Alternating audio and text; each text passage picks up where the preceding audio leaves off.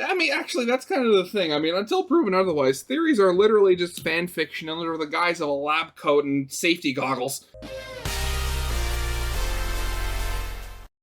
Well, hello YouTube, it's me, Fortmaster, and welcome to a new, well, it's a Deltarune reaction, but by somebody new. This is Names, Endings, Prophecy, and Power by, Snarlinger, and I was suggested this on my Spent in Value Network video, and again, I've never heard of them, but, you know, the title alone, it makes me curious, like the power of names, and...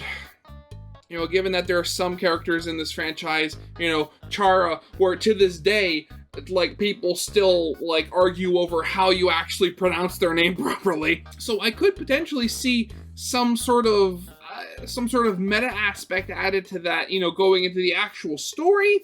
Also, you know, given the fact that in, you know, Deltarune proper, you give both your name and the name of the, like, the goner vessel type thing before you're said, oh, your choice doesn't matter and you're just stuck into Chris. So, you know, something could come from that. Definitely have to see. But yeah, so I have no idea what I'm getting into here. So, of course, as always, original videos linked in the description if you haven't seen it yet for some reason. Corner of video will lead to my Let's Play for today. And yeah, with all that out of the way, let's get this thing started then, shall we? Come away, O human child, to the waters and the wild with the fairy, band in band, for the world's more full of weeping than you can understand. Stolen Child by W.D. Yeats? And what's with the chewing? Oh, hello. Come in. I'm Snarlinger. Help yourself to any of the piles of trash. In this video, I'm going to talk your ear off about names in Deltarune and Undertale. Hey Socrates, have you ever wondered why you can't type Gaster in the name select screen? If Kara is really the fallen human's true name? Why the names of Chris, Noel, and Azrael are so Abrahamic? Well, this is the video for you. I'm going to give you some surprising answers to these questions, I never thought of and it they that will way. forever change the way... Is Chris really Abrahamic? Azrael, yeah, I can definitely see that. Noel?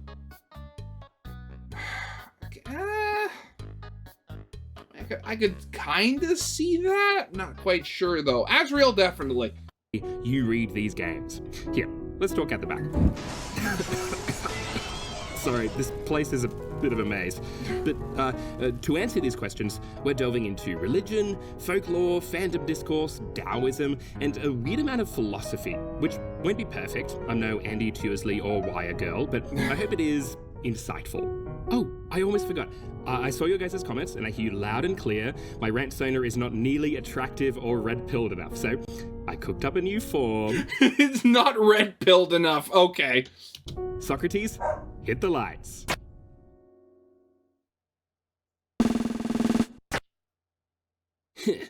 What do you think? Yeah, no, I'm fine with the raccoon, thank you very much.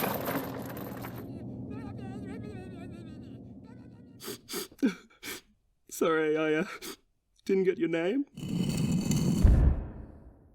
Oh, I like the regular raccoon. This is my backyard.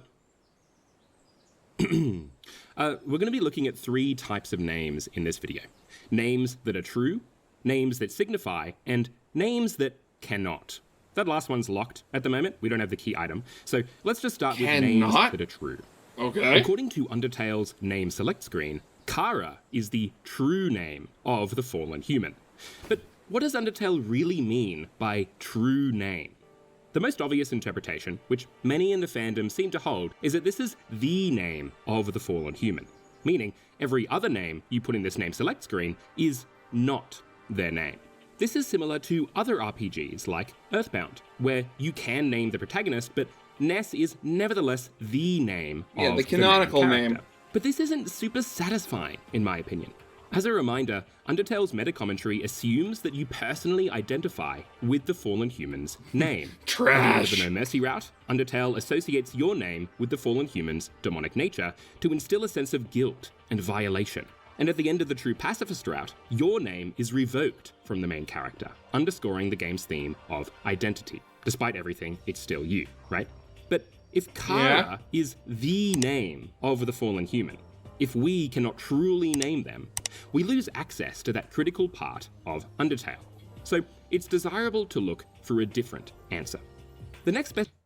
I mean, I don't know much on the topic, but I have heard of, the concept of, the true name. If you know the true name of something, that's like what their very essence is. Like, you're able to, like, have some sort of power over them and control them. Which, if that's the case, if that's, like... And like, true names don't have to be, like, the name that somebody was given at birth, but it's, like, it's something that, like, gets down to their very essence of, like, who they are. Actually, think about it. I think I remember I first heard about that when I was, like, in, like, the Aragon series. Huh. It's been a while since I thought about them. But yeah, I mean, you'd think that if you knew, like, the true name of Kara or Char, however you want to pronounce it, you'd be able to have some sort of control over them. Instead of just saying, oh, hey, that's their true name. Okay, on with your day. So it has to be in this context, it has to be something different than that. Best interpretation might mysticize that idea of a true name. Tell me if any of this sounds familiar. Your true name hides your true nature. Never give your true name to a troll, fae, or demon. To know someone's true name is to control them. This either rings a bell because you trekked through Oblivion Theory by Wendy Doodles, or simply because these ideas about names have been floating around in the collective unconsciousness for centuries. Yeah, if you ever actually do meet a fairy, if they say, "Can I have your attention?" say no, because then they will literally take your attention. It's all, like, everything that when you speak with a fae or a fairy or something, like, they're all exceedingly literal. Some even millennia. You've got Rumpelstiltskin, where knowing the true name of an imp protects a woman's firstborn child. In Egyptian myth, Isis tricks Ra into revealing his true name to gain power over him. And more recently, in one of the first stories of the highly popular Earthsea setting, a magician locks a dude into his dragon form by speaking his true name. A theme you'll notice among a lot of these stories is that if you know someone's true name, you gain some form of control over them. For a particularly relevant example of this, we can look at true names in medieval Taoism. The brain rot is setting in at this point. Here, true names of deities and spirits are inscribed, and once activated through a ritual, are employed to control the entities with which they are associated. This bears an eerie similarity to Undertale. We inscribe the name of the fallen human, a spirit. The name shakes as if it's activating, and we gain control of Frisk. This makes sense, right? Given that Frisk likely has some vestige of the fallen human inside of them. How big that vestige is, and therefore how much you buy this argument, is up to you. So, does this answer what Undertale means by a true name? Well, no, not quite. Really. Right? Well, let's see. I mean, okay, so just going back to the whole thing of true names. I mean, like, if you know anything about, like, the history of, like, religion, you'll know that, like, in Judaism, like, in Christianity, we call God, God. But going back to, like, ancient Judaism, God actually did have a name, but it was, like, sacred and, like, not to take the Lord's name in vain, to the point where they literally didn't speak the name. It was only ever written down. But over the centuries and the millennia, after, the number of times that temples have been burned down, the Jewish people have been oppressed, yada, yada, yada, the history tends to repeat. But, like, it's gotten to the point where where we don't know what God's true name is anymore. We only know some of the letters, Yahweh. But some of the letters, we can't translate them anymore because so they're different. So, like, so we don't actually know how to say God's, if you want to call it, like, their true name or whatever like that, because literally the meaning of those letters has been lost to time. Now, granted, if we did find out God's true name, I doubt we'd gain power over them, but I'm certain I guess in this case it's more, for more, like, respect or something like that? Would that really apply to this? I don't think so. Seems that naming the fallen human does give you control over them. Naming the fallen human Kara, the true name, doesn't give you any more control. Yeah, So exactly. while Undertale is definitely playing with this historical conception of a true name, it's also subverting it. Because it's not the name itself that gives us control, it's the act of naming. So, where does that leave us? Well, we know 3 things. 1, Kara is the true name of the fallen human. 2, Kara is not the name of the fallen human, right? A key difference there. And 3, naming the fallen human gives us control over them. I mean, as I said, again, what I said earlier, the whole thing with, like, true names not being the name you were given at birth, potentially. Again, and I think that was part of the thing from, like, the Aragon, like, you know, the Dragon Riders and stuff like that, where, like, the true name wasn't, like, what you were named at birth, it's, like, the describer of your true self. So they could potentially be playing like this, and given the fact that Chara very handily is just an abbreviated short version of the word character, that could literally be it right there. Chara is the character that you play, or you symbolize, or something like that. So what the fuck do we do with Kara, right? Clearly, this name means something. But what? Well, turns out this question of what do names even mean has been on the minds of people for a long, long time. Let's bring out some philosophy. Hey, Socrates. Socrates? Whoa! No, you killed him! You want to talk about philosophy with me? Awesome. Okay. Cratylus is a Socratic dialogue from ancient Greece, right? Socratic dialogues are just real person fics written about Socrates by his other philosopher friends. In this one, Socrates elaborates painfully on 2 crack theories about the names of things, and you pretend to listen. I mean, his friends pretend to listen. In this dialogue, we're presented with 2 opposing theories about names. I'm going to call them conventional names theory and natural names theory. Socrates, what does Cratylus define as conventional names theory? The name of each thing is only that which anybody agrees to call it. Good boy. And that anybody can truly be anybody, right? A person, a government. Yes. Okay, so what if I call a man a dog or a dog a man? Am I right to do that, according to conventional names theory? Is the whole world right to change the names we use on a whim? Certainly, snarlinger. Okay, that's interesting. This line of thinking leaves us stranded, right? Very much so, yeah. Kara is just what we agree to call the fallen human, which is, in a sense, true, but it also misses the forest for the trees, right? Just like a dog is not a man, and a man is not a dog, Kara is the true name. That's what the story of Undertale is telling us. And stories, like all art, mean what they say. Stories have meaning, right? Socrates, what about natural names theory? The correct name indicates the nature of the thing. Right, so to name something is to teach about what is, right? What must be. Names are like laws. True. So, do you think some laws are worse than other laws? No, there I do not agree with you. Okay, well, are some names worse than other names? Whoa, easy boy. Okay, so what do you think of my name? It's a portmanteau of snarl and salinger. I don't snarl, raccoons are more dignified than that, and I'm not nearly as good a writer as J.D. Salinger. I should reply that snarlinger is not your name at all, but only appears to be yours, and is really the name of somebody else who has the nature which corresponds to it. Who told you that? I mean, no, that's stupid, right? But, okay, Kara, as the true name, must teach us something about the fallen human. Here, we can come to a couple conclusions. For the first, we can look at the game files. The name of the fallen human sprite in the No Mercy ending is True Kara, and in the Tainted True Pacifist ending, the photo is called Kara Photo instead of Friend Photo.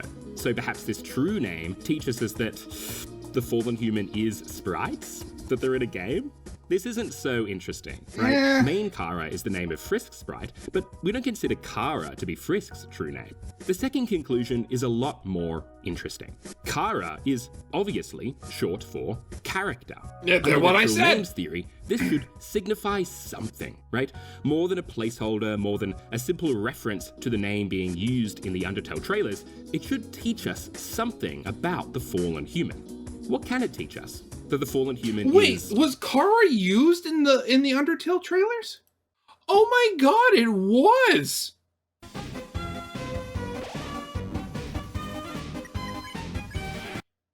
Oh, and this one they leave it blank. But in this one they actually have it.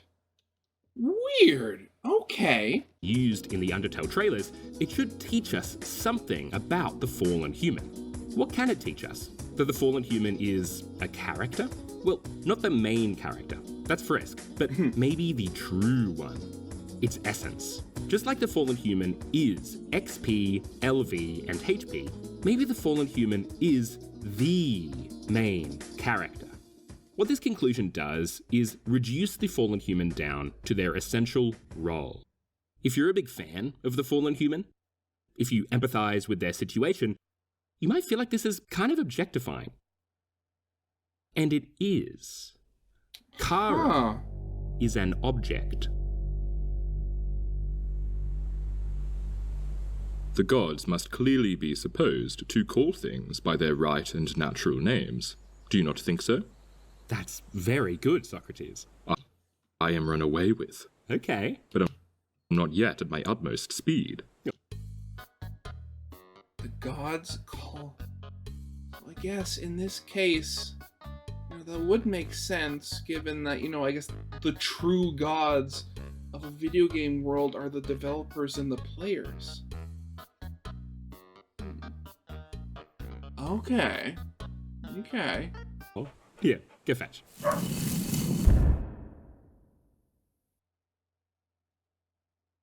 The gods. That wasn't, technically my backyard. Burst into the mundane. More of a climate-controlled nature simulation.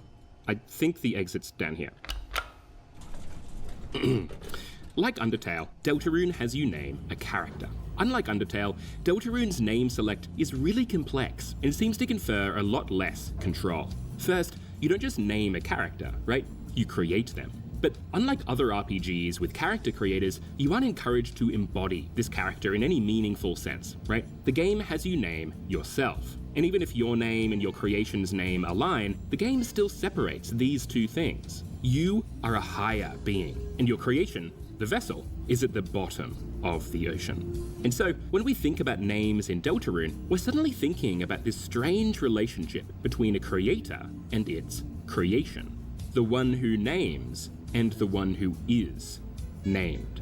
And second, similar to how your name in Undertale is revoked from the main character and replaced with Frisk, your creation in Deltarune is revoked and replaced with Chris. And in fact, the way Deltarune communicates this is through naming. After positioning you as the creator, Deltarune flips the script, and someone names you. Your name is Chris. And so, Deltarune preserves this relationship between naming and controlling, but suggests that you no longer have the power to name. Creators name things, but in Deltarune, you're the one who is named. So what does that make you? We unlocked names that cannot. This is going to be a fun, we're at this section. Spicy part of the video. We've got 3 names to look at. Gaster, December, and someone else. Let's start. Of course, okay. Gaster cannot be inscribed.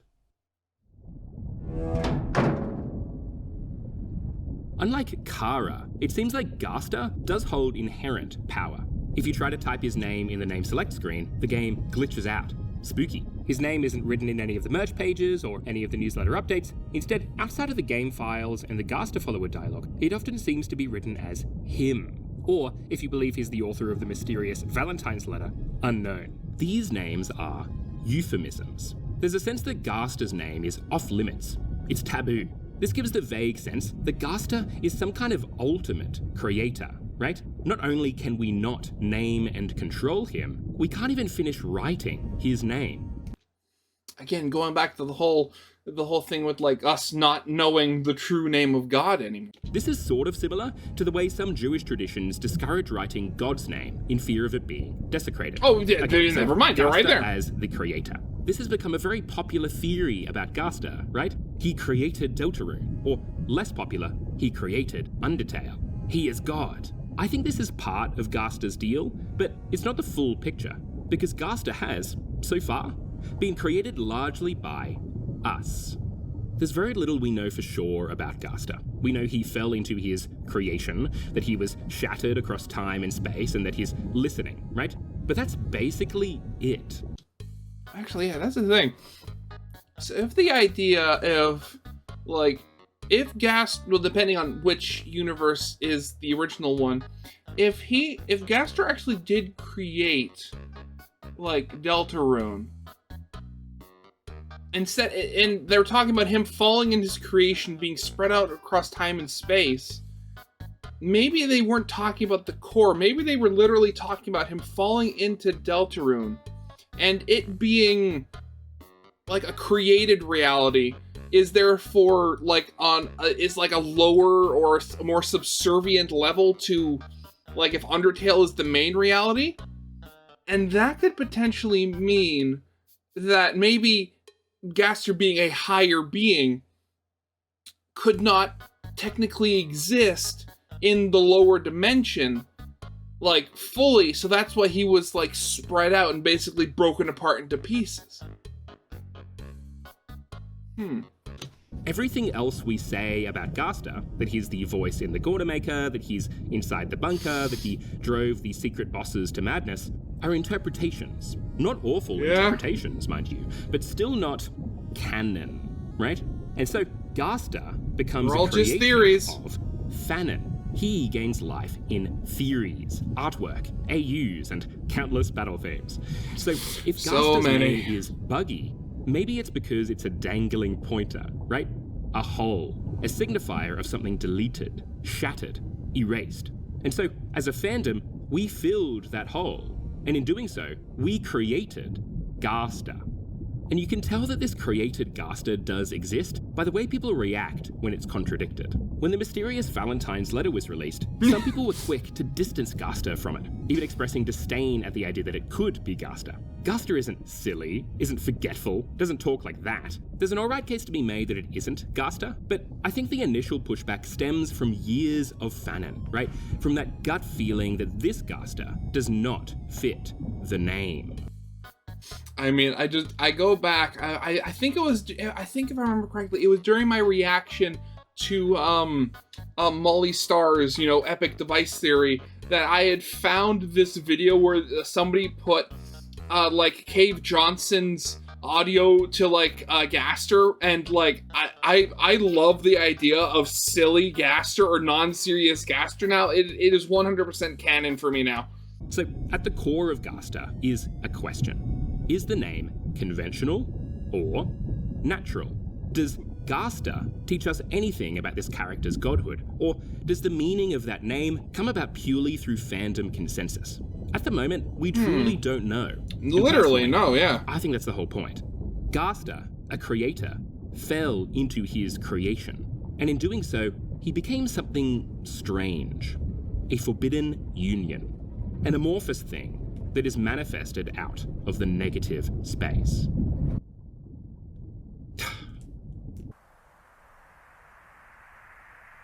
We can draw some very interesting parallels with December, because December cannot be spoken. Spooky Dude and Half-Bred Chaos have made excellent videos on this subject, which you should watch, but for the purposes of this video, we can establish a couple things. 1, characters refer to Noelle's sister as Des. 2, characters never refer to Noelle's sister as December. And this appears to be significant, right? The page for December in the Spamton Sweepstakes ARG leads to a fake 404 page, and the word December causes Noelle to break down during the spelling bee with Birdley. I mean, the whole thing, I can always imagine, one, there's also the whole trauma of, your sister has been missing for years and nobody has any idea whatever happened to her, so there's been no form of any closure, so that's why, Noelle might not be able to speak it. But everybody else, for how often a person's name actually does get spoken, December is a pretty big mouthful. That's one of those names where, of course, you'd have, like, a nickname like Des show up pretty often just because their real full name is, not just baggage, but it's just such a mouthful. Also, it fits perfectly into the whole childhood, not trauma, but that whole childhood thing of when you hear your parents say your full name and you know that you've messed up. So, like Gaster, it seems like December also holds some inherent power. Thematically, this ties in to what December's absence is to Noelle. A prison. Every day on the calendar is December holiday. The time on her wristwatch is stuck at December holiday. As a kid, she got trapped in the ice maze in Dragon Blazers because she didn't have the guidance of another party member. Maybe the sister that Susie said can be cursed in the sequel? And going full brain rot, even Noelle's name suggests a kind of entrapment. December holiday refers to Christmas, and Noelle's name means Christmas. So without December, Noelle is symbolically without reference. She is lost. So it stands to reason that if Noelle can speak December again, this should allow her to break free from this prison, right? To gain some kind of control. Interestingly, she does in a sense inscribe December's name when reminiscing with Chris. Like a lot of moments with Noelle, it's hard to tell how aware she is of what she's doing, right? She's looking over at Chris, potentially at the letters too. She's reminiscing about Des, but does she realize what she's spelling? I'm tempted to stop here and write off this scene. You could argue that it's just foreshadowing of the Spelling Bee flashback, but if we're to take this to its logical conclusion, perhaps Noelle does have some power over December, but it's dormant. So the question is, will she free this power? And what would it mean for Noelle to free this power anyway? Drawing from my previous video, maybe it's the power to hold December in her heart, even when she's gone. Maybe that's freedom. Yeah. Deltarune is really interested in this idea of finding Des, right? Find her, lost girl, the voice in the code that may or may not be Des, calling out for help. Oh, what's going on? So maybe this power is a more literal freedom. We must free December, and in doing so, free Noelle. Sounds like a... Which, also, speaking of which, I just recorded a bunch more to Delta Traveler a couple of days ago, and man, there were a couple of interactions there that were a little weird. Happy ending, I guess. One sec.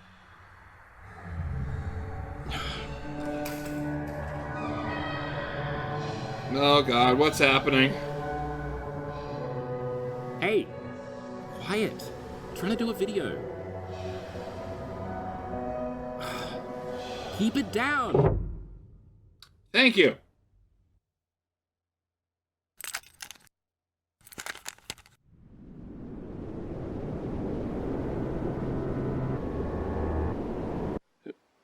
Sorry. Don't say it like that. You know, when I stole your name, I thought you'd, like, put up a fight or something. You're like a sad dog. Yeah, I'm sorry. Ugh. I like the video so far. That's what they meant earlier by that's not your actual name. Okay. Yeah, well, your voice isn't hard to copy. Do you remember I put the back door? I forgot where the exit is. You having fun? What? With the video. I don't know. Feels like I'm saying nothing. What do you mean? Well, I mean, it's dumb. That Gaster section, I basically said nothing, right? I said that Gaster kind of exists, kind of doesn't. There wasn't a theory there, right? Like, I had one, but it would have sounded stupid and... You've got a Gaster theory? Yeah, but, like... Share it. Come on. So, basically, I think the vessel looks pretty similar to Chris, right? Like, excluding some of the hairstyles. Yeah. Old Chris. Yeah, but that's interesting, right? Like, why do they look similar to Chris? Well, you might remember that Undertale was, like, super based off of Irish Celtic folklore, right? The underworld, the war between essentially Christians and pagans. I remember the Gaijin Goomba videos. That's not a human Oh, God. persona. Uncomfortably. Right, yeah. Oh god, it's been so long since I've thought of that video. Oh, wow. Well, in the folklore, there's this idea of a changeling, right? So a fairy might kidnap a child and replace it with this, like, human-like creature, right? So, in a way, stealing the kid's name, right? Well, I mean, also, historically, we've kind of begun thinking that might have been early people's thought process of what people back in the day with autism actually were. Because, you know, they looked human, but they didn't quite act right. But this creature might look a bit fucked up, right? Like, maybe the hair is a little different. So the vessel is a change thing. Yeah. So, does that make Gaster a fairy? Well, that's the cool thing, right? So there are these things called fairy forts, which according to tradition, were entrances to the underworld. And if you look at a certain kind of fairy fort and the bunker side by side... Oh, they look pretty similar. Yeah, so they if do. Gasta is inside the bunker and he helps you create the vessel, maybe he wants to replace Chris with the vessel at some point, maybe with the help of the player. That's cool. I actually kind of like that. Yeah, but I don't know. Those fairy forts I showed earlier were from Nouth in Ireland, and the sources I found calling them fairy forts weren't exactly reliable. And regardless, anything I say about Gasta feels... I mean, it just feels like fan fiction. So what? Fan fiction's cool. Sure, but that's not what I'm trying to do, right? Like, I'm trying to do a theory here, not a story. You mind if I ramble for a few minutes? And then eventually come to some vague conclusion? Yeah, whatever, just be quick. Of course. Here's another name that cannot. The night cannot be named. It's funny that one of the biggest discussions in the community over the last 6 years has been about the name of the night. By naming the night, we seek insight into their role in the story, but I think we also seek control. When this discussion gets heated, in particular when people rally behind Chris Knight or literally anyone else's night, we seek to control how this story and its characters are interpreted. Is Chris Knight good storytelling? Is it bad storytelling? Is it the obvious conclusion, or is it a red herring? Anyone can see that. Does it demonize Chris, or does it respect their inner complexities? I'm reminded of the recent discourse surrounding Alfie's and the True Lab entries. Oh god, yeah, I At remember the heart of that. discourse was a naming dispute. Who wrote those uppercase entries? Alfie's or Gasta? I think both Sock Muppets and Dork's videos on the subject were brilliant, right? Sock Muppet's presentation is so entertaining, and he draws some fresh and compelling insights out of an almost 10-year-old game.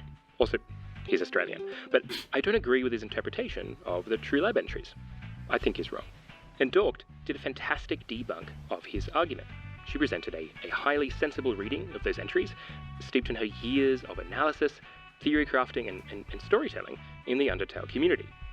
But on the peripheries of that video, and more so in the comment section, there's this blurry image of attack and defense. We need to go to bat for Alphys. We need to defend her. And speaking anecdotally, I think there are people who don't like Alphys and don't like her in some suspicious ways, right? They don't like that she's a nerd, that she's socially awkward, that she's bisexual and likes anime, right? So I think for people like Dork, saying Gasta wrote those entries instead feels like a violent revoking of Alphys' name, right? This isn't Alphys' story.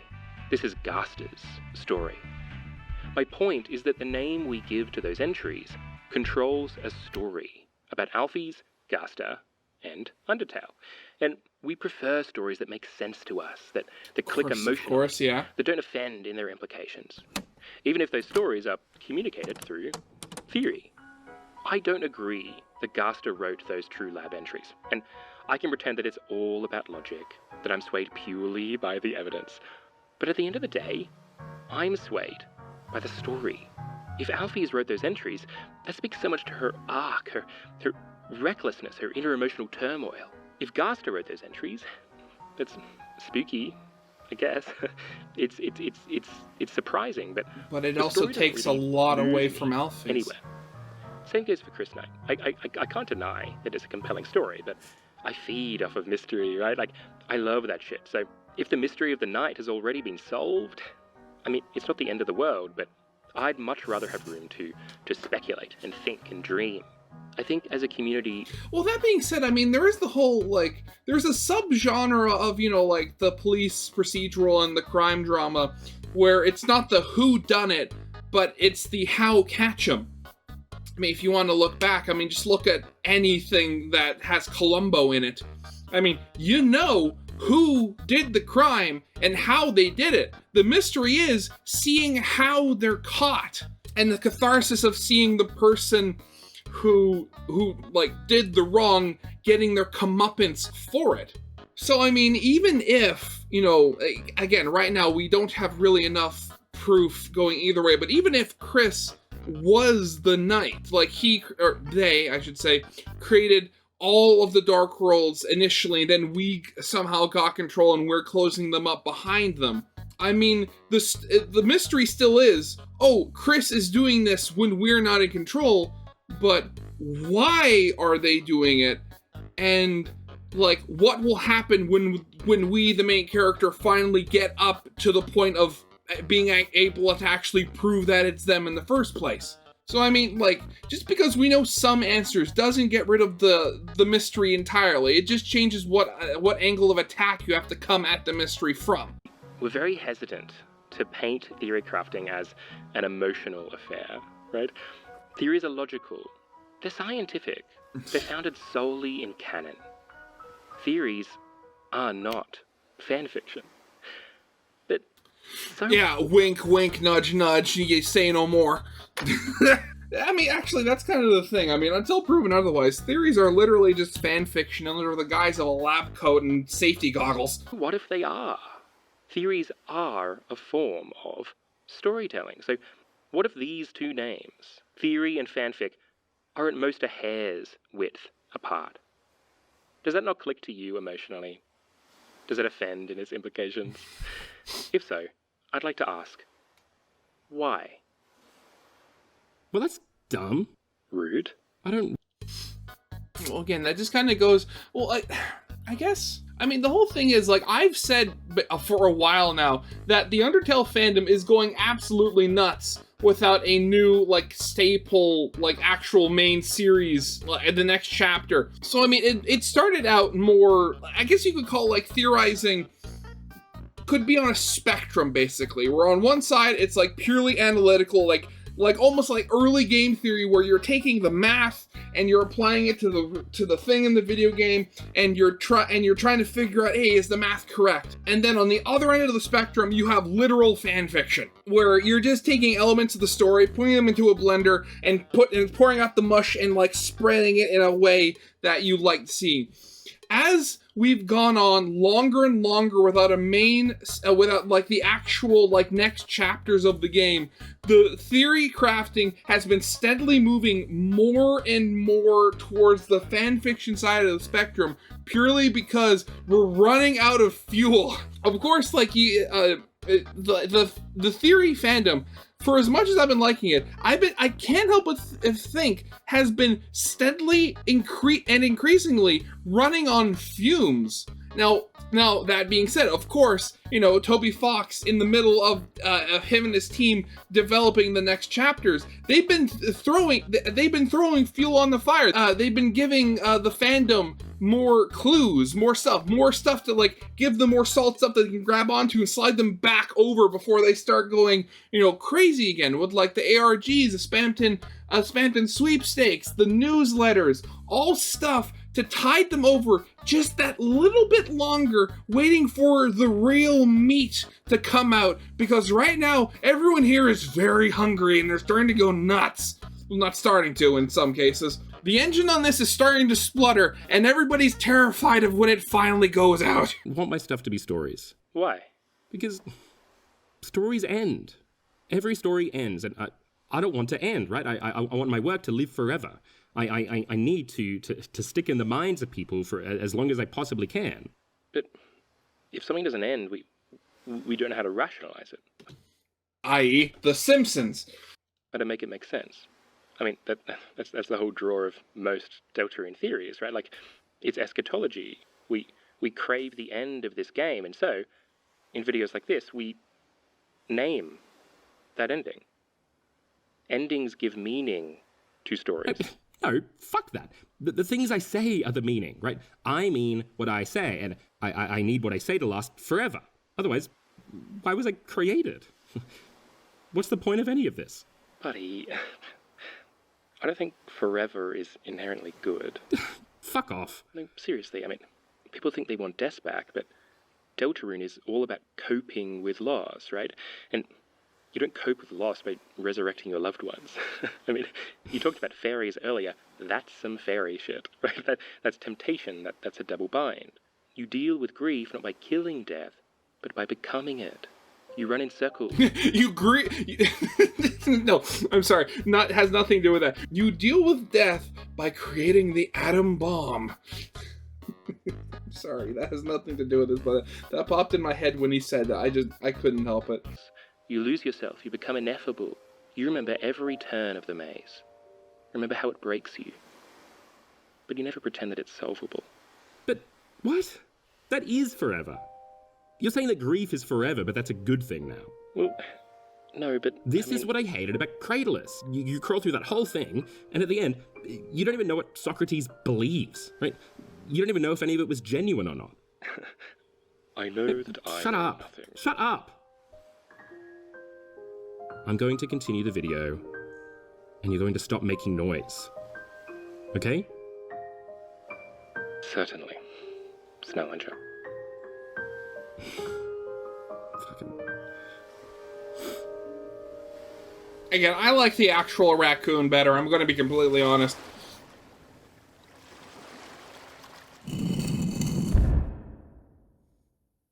What is that which holds and carries and gives life and motion to the entire of the body? What else but the soul? Let's talk about endings. Similar to how Kara gave us insight into the fallen human's role, the names of various Deltarune characters might tell us about their roles in bringing about the end of the story. Let's take a look. This is names that signify. Just a quick disclaimer before we start, this is the religion section of the video, right? We're going to be talking about names from Abrahamic religions, but I'm not religious, right? Nor am I a theologian. I might get things wrong, and I'm certainly going to be reductive, so please feel free to do your own Bible or Tanakh or Quran study sessions in the comments. There are 3 names I want to explore. Always good. Chris, Noel, and Azrael. Let's start here. Chris is Christ. I want to thank Doom64 Hunter on Reddit for connecting these 2 names. What? They did an excellent write-up of the similarities between Deltarune's story and the Book of Revelations that is frankly a mind-blowing read. I'll link it in the comments. So, what makes Chris Christ? Well, Christ is 2 things, human and God. If you've ever heard people refer to Jesus as God, this is why, right? In Christian theology, this is what's called the hypostatic union. This states that Jesus has both humanity and divinity. But importantly, these 2 things are in union. 2 becomes 1. To quote one translation of the Athanasian Creed, which is basically a take on Christianity that's accepted by many Christian churches, Christ is one. Certainly not by the blending of his essence, but by the unity of his person. For just as one human is both rational soul and flesh, so too the one Christ is both God and human. You probably... So are you saying so are you saying that in this case Jesus didn't have a soul? Instead of a soul, he just had God inside of him, which I guess that kind of makes sense. Yeah. Already know where I'm going with this, right? Chris is also 2 things. Body and soul. Literally, yeah. And player. But notably, there is not a union between these 2 things. Chris, the body, revokes us, the soul. This inverts the power dynamic outlined in the Athanasian Creed. To quote again, Christ is one, not by his divinity being turned into flesh, but by God's taking humanity to himself. As the gods of this world, we should be the one taking Chris. But instead, it seems like Chris is the one takes taking and us. revokes us at will. The little rascal. Okay, so what does this mean for Chris's role in Deltarune? Well, if Undertale and Deltarune are all about breaking barriers, underground and surface, dark world and light world, narrative and meta-narrative, maybe the barrier between body and soul will be broken to create a hypostatic union. We will take Chris, and as one, we will be reborn as Deltarune's Christ figure. This could be a good thing. Azrael was Undertale's Christ figure. He formed union with the souls of the underground and crucified himself, and that led to a great, if bittersweet ending. Maybe Deltarune is a Bildungsroman, right? A coming of age where the protagonist accepts the values of society and is thus accepted by it. Maybe... So does that mean that, like, in Undertale, Azrael was the angel? But does that mean that in this case, Chris is going to be the angel and us as well in comparison? So does that mean that we're going to end the world?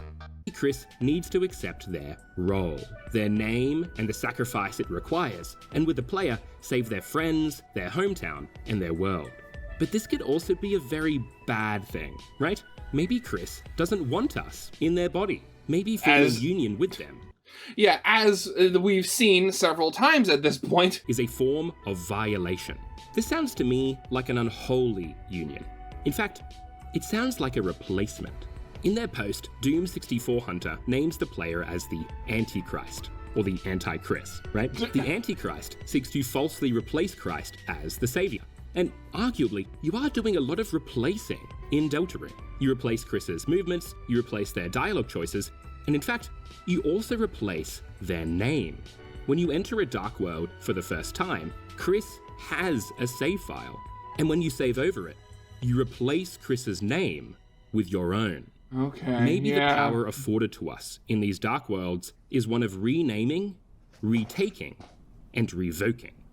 So, okay, Chris is Christ, they will be reborn. That might be a good, save the world thing, or it might be a bad, destroy the world thing. Okay, let's look at their childhood friend. Noel is the angel.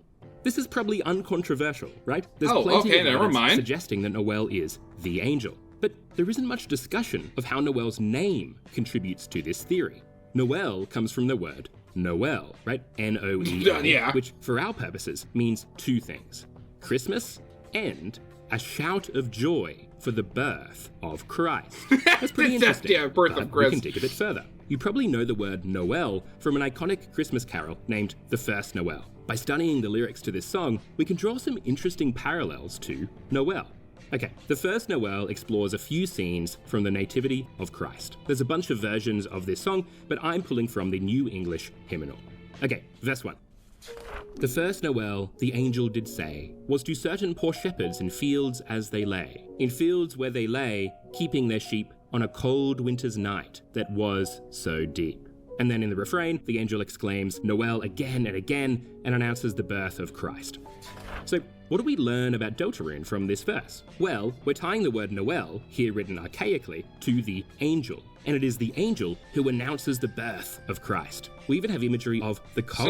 So, does that mean that potentially that, like, Noel, well, I mean, again, in this case, like, the whole thing with, like, hometown and Deltarune's religion, the angel takes on more of, like, a god role.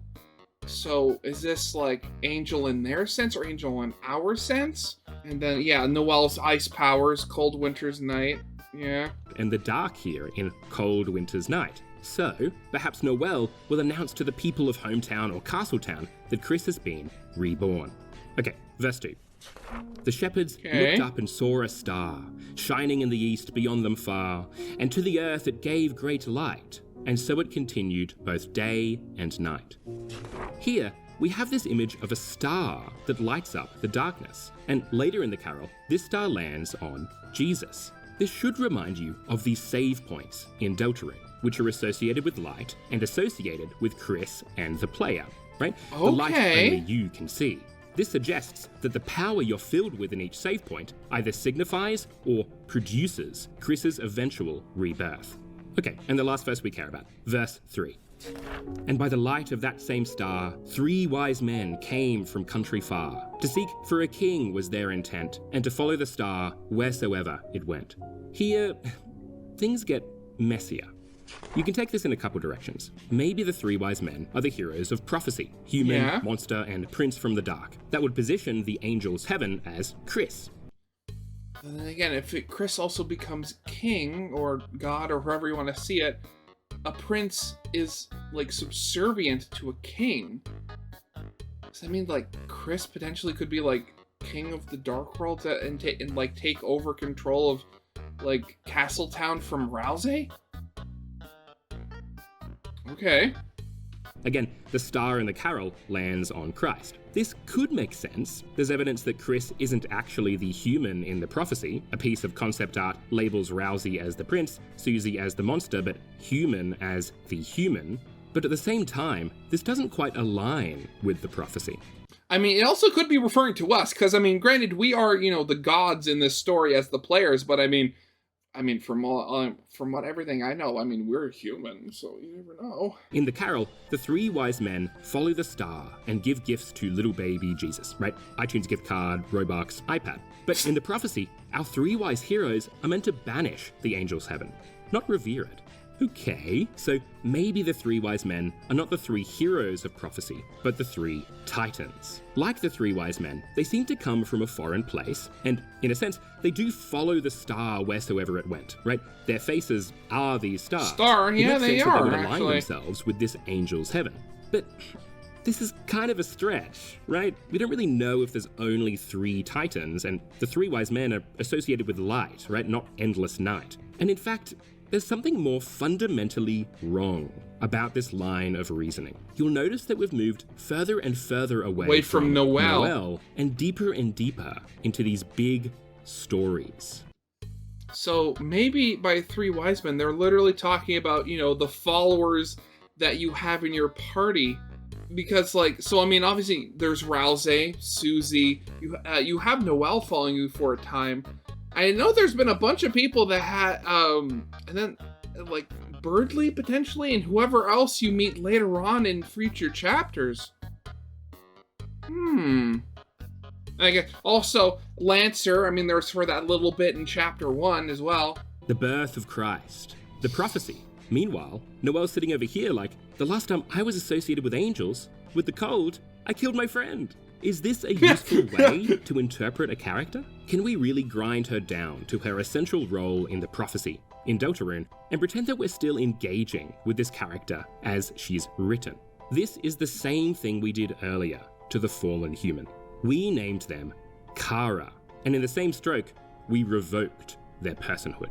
This is, I think, the strangest consequence of natural names theory. To name is to prophesize. You are the hero. You are the villain. You are Christ, the angel, the leader, the dark knight, the lonely prince. And prophecies must be fulfilled. You are useful only in the way that you embody your name and help end the story.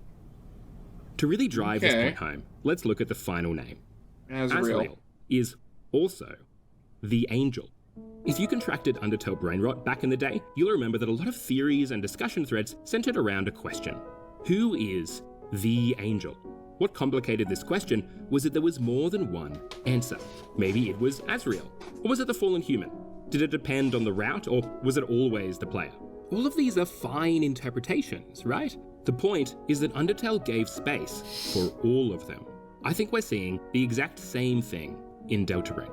Because sure, Noel could be the angel, but as Research Pod argues, Azrael fits the name pretty nicely too. They've left hometown, our metaphorical underground, and are prophesized to return. Chris positions themselves in front of the angel wings on the rug. Maybe Chris is the angel. Maybe it's the player. Maybe it's Gasta. We're invested in this idea of a singular angel, but I don't think these games accept that. Just like Susie becomes the good guy and the bad guy on a whim, just like Chris becomes an antagonist when it suits them, maybe the angel is not something you are, but something you become. You do certain things, you behave in a certain way, and you are named accordingly. The angel. Okay. This isn't natural names theory, but it isn't quite conventional names theory either. There is truth in the names of Chris and Noel and Azrael, but when that truth becomes natural, becomes prophecy, it also becomes a prison. And people, generally, don't like try prison. Not to be imprisoned. Right? I made an assumption earlier when I was talking about Chris. I assumed that Deltarune is about breaking barriers. But what if it's actually about preserving them? In medieval Taoism, names mediated between the worlds of the divine and the mundane. They do that in Deltarune too. They mediate between stories and people. So when Deltarune revoked your creation and named you, that was a statement. Deltarune creates you. It creates the player. And it is not you, but Chris, who takes humanity into themselves. When Chris eventually rejects your union, when they revoke your false divinity, what will you do? Will you accept your freedom? Or, with an insatiable desire to escape and see the end of the story, will you claw your way back into your cage and play your role? Despite everything, it's still you.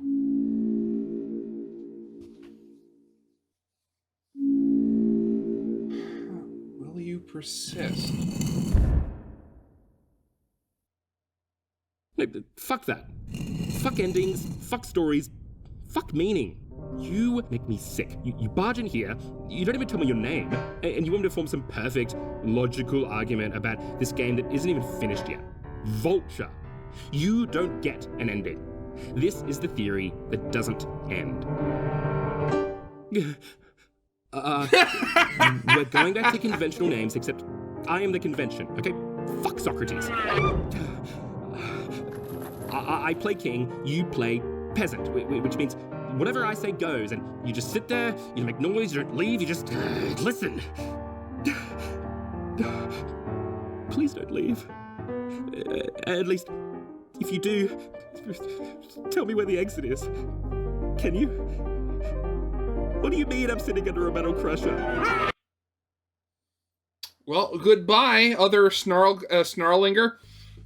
God, the power of names. Again, out of all the things that could potentially show where this is going. I mean, of course, like when it comes to like fictional media, what a character is named is always, or can most of the time, like point towards, you know, very important things about what that character is going to do. But I mean, the fact potentially of like just naming things itself could be such an important part of like just the meta narrative of the game itself. Or, I mean, as I said before, this could be like the first beginning symptoms of, you know, the Deltarune fandom fully transitioning into just pure fanfiction territory after so long without an actual new installment of the game. Who knows? Oh god, yeah. But that was certainly something. But yeah, that'll be it for now. So, of course, as always, original videos linked in the description if you haven't seen it yet for some reason. Corner video will lead to my Let's Play of the day. And yeah, with all that out of the way, I hope you guys liked. If you did, leave a like, subscribe if you have not. And I'll see you guys next time. Goodbye.